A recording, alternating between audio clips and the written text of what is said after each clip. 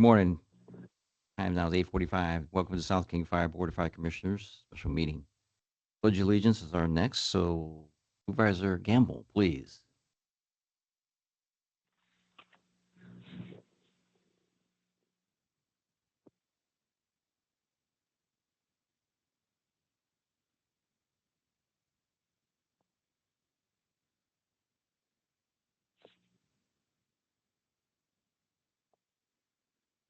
Thank you. Commissioner comments. I'm going to start on my right to Commissioner Gates. Commissioner Vedino. No comment. Commissioner Burrs. No comments. Commissioner Fuller. One comment, just to congratulate Commissioner Gates on receiving the key to the city of Federal Way last night. Thank you, Commissioner Fuller. Yes, congratulations to Commissioner Gates. Family was there. Great show. Congratulations. Well deserved. Going down to item number 4, public comments. Do we have public comments?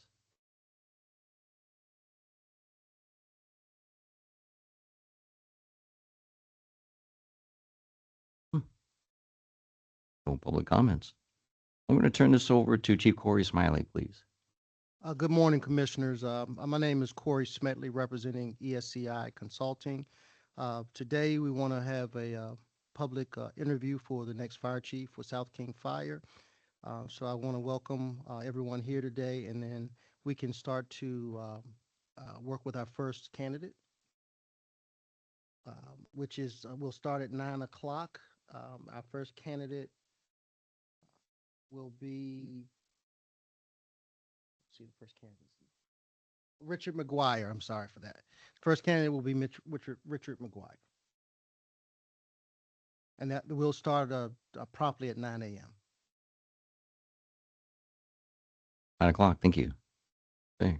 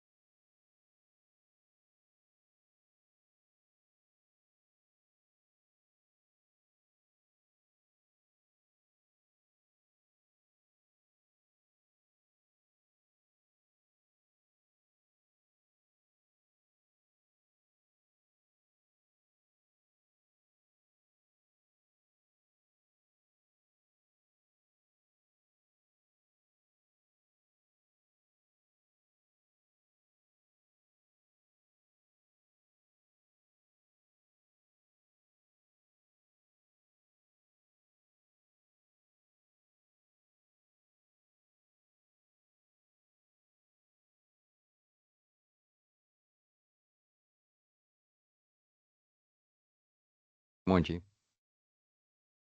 Good morning, Chief McGuire. Welcome to South King Fire Fire Chief interview. There's a three-part process today. The first part, you will have 20 minutes to answer some questions. Before we get started, I'd like the commissioners to introduce themselves to you, and then we'll get right to it.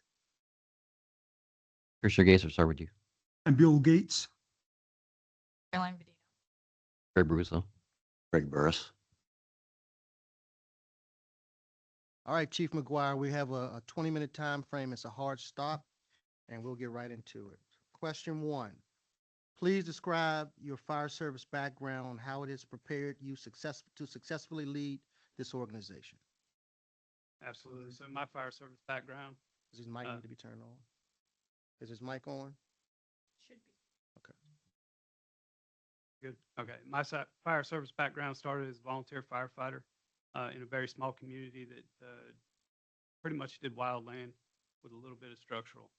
So having gone into the military, I stayed as a volunteer everywhere I traveled around the country, getting to know the differences between the West Coast, East Coast, North and South, giving me a good background of how the different areas of the country provide their service.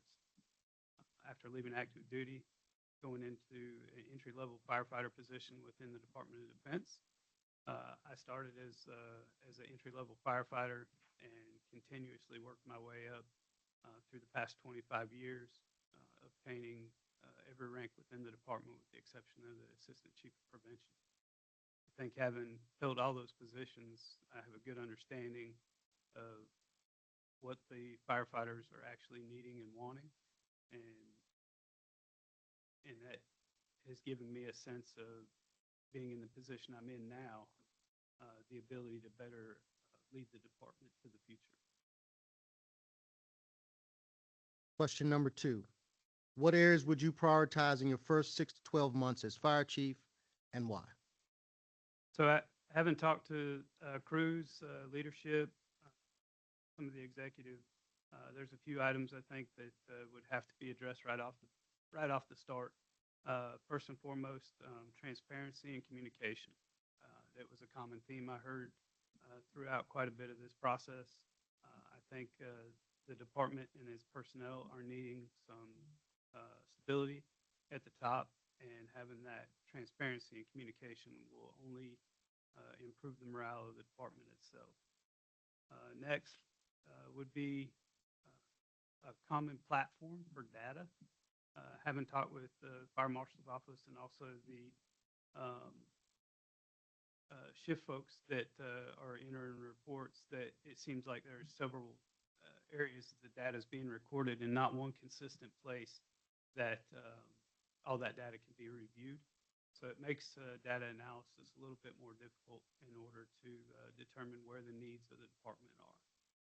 And finally,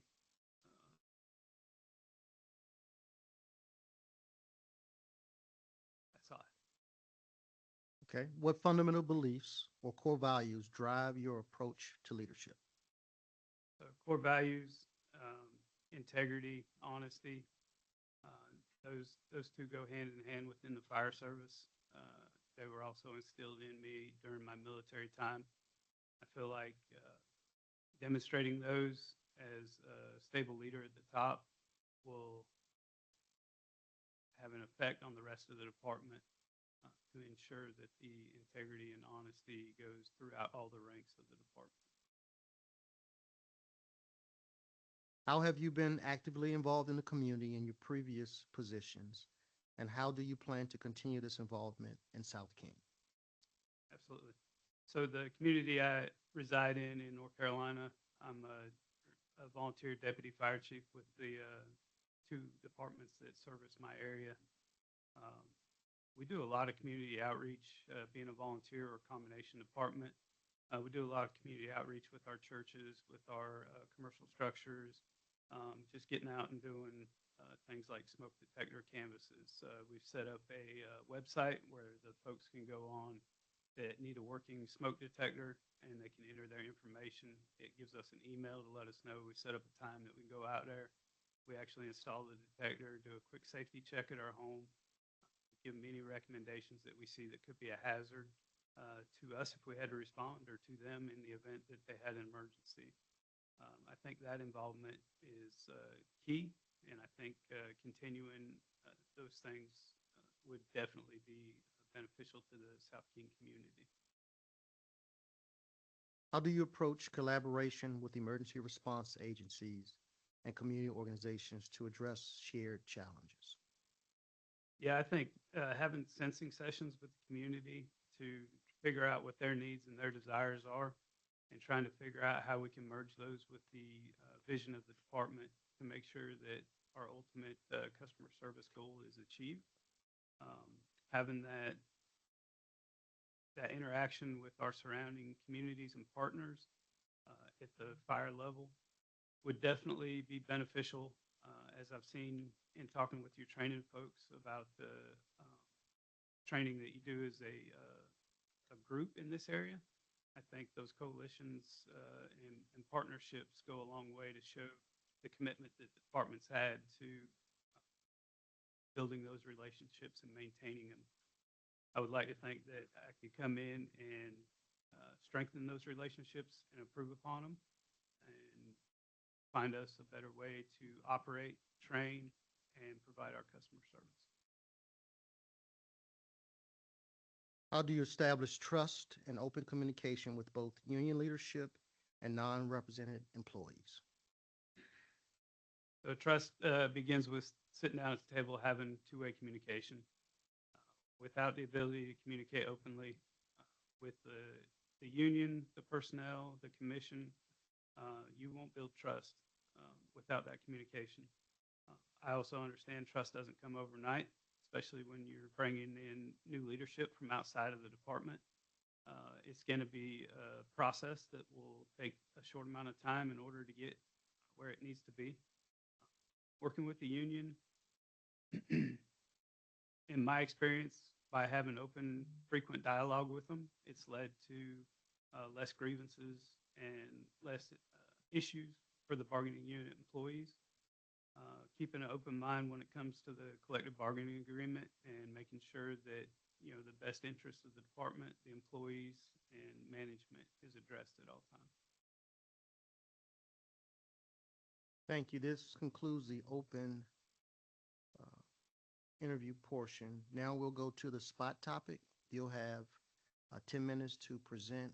Now the floor is yours. Thank you. So three current trends in the fire service.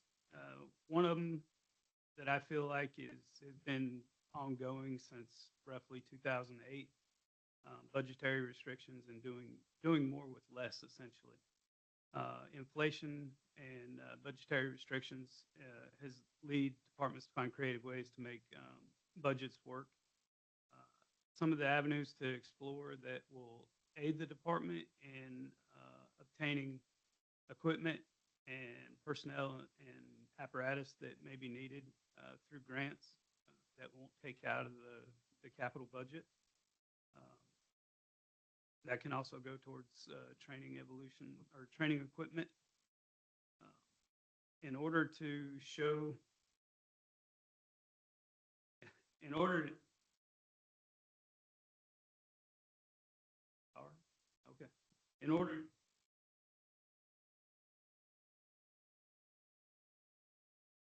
in order to show where those needs lie, we'll have to demonstrate that with the use of data. That use of data can illustrate to the commission, to the community partners, what it is that the department needs budgetary-wise, and help support those needs by example, and not just telling them why that we need it. An alarming trend that I've found that's been happening over, well, evidently since COVID, the rising cost of apparatus. Just over the past 5 years, new apparatus costs have absolutely skyrocketed. Oftentimes they're double and triple in price. We purchased an engine last year for $450,000. That same engine this year that we ordered was $795,000. In addition to that, availability becomes a topic of problems Oftentimes, you're looking at lead times at best 18 to 24 months and up to 36 months, depending on the type and specialty of the apparatus. One of the things that we've done to try to help with the longevity of the equipment and fight the cost of the apparatus, new apparatus, is doing service life extension programs or SLEP programs. This is a program that goes through a refurbishment process that addresses the mechanical and structural issues of the apparatus and can usually extend the service life of it for an extended 8 years. We've been very successful with this program. Costs considerably less than trying to obtain new apparatus. And the downtime or out of service time for that apparatus is drastically reduced versus waiting for a new apparatus to arrive.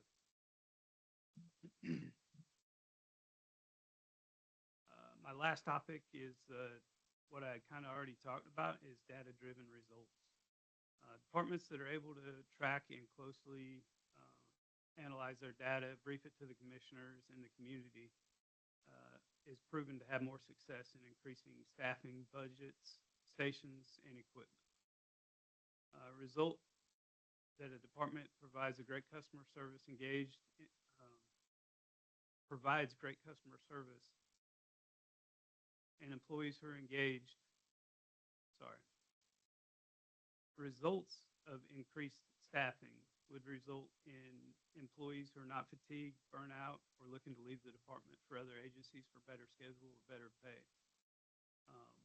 Agencies that have become accredited through Center for Public Safety Excellence have oftentimes found that the data that they gather in order to create those documents is beneficial to the department and making illustrated results of what a department needs and why it needs it.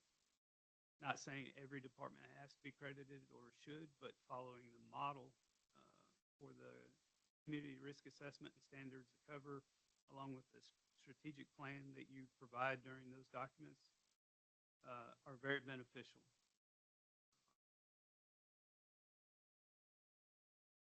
And that data, like I had spoke about earlier, when going from the single platform for data, the fire marshal's office is recording in one, the office is recording in another, and then the two aren't interlinked together, so that data isn't readily available for a dashboard or for a BII to be able to look at and provide trends to the commission. So data is a driving factor behind all departments to ensure that the best service being provided for its customer base and for its employees.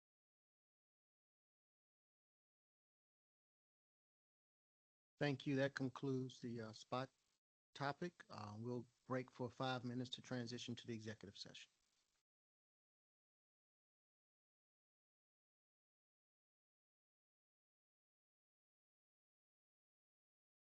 Okay. Excuse me. After a break, we're going to executive session. So the board convenes executive session per RCW 2.30.111G. Evaluate the qualification of the applicant for public or to review the performance of a public employee. However, subject to RCW 140 discussion by governing body of salaries, wages, and other conditions of employment generally apply within the agency shall occur in a meeting open to the public. The governing body elects to take final action hiring, setting the salary of an individual employee or class of employees, or discharging, disciplining an employee. That action shall be taken in a meeting open to the public. Joining the board executive session will be Chief Michaels, Executive Secretary Perry, HR Supervisor Gamble, Finance Manager Barrett, Local 2024 President Basson, Chief Corey Smedley, and of course, Chief McGuire. Actions may or may not be taken after executive session. So we're recess at 9:20, 5 minutes, then come back at 10:20.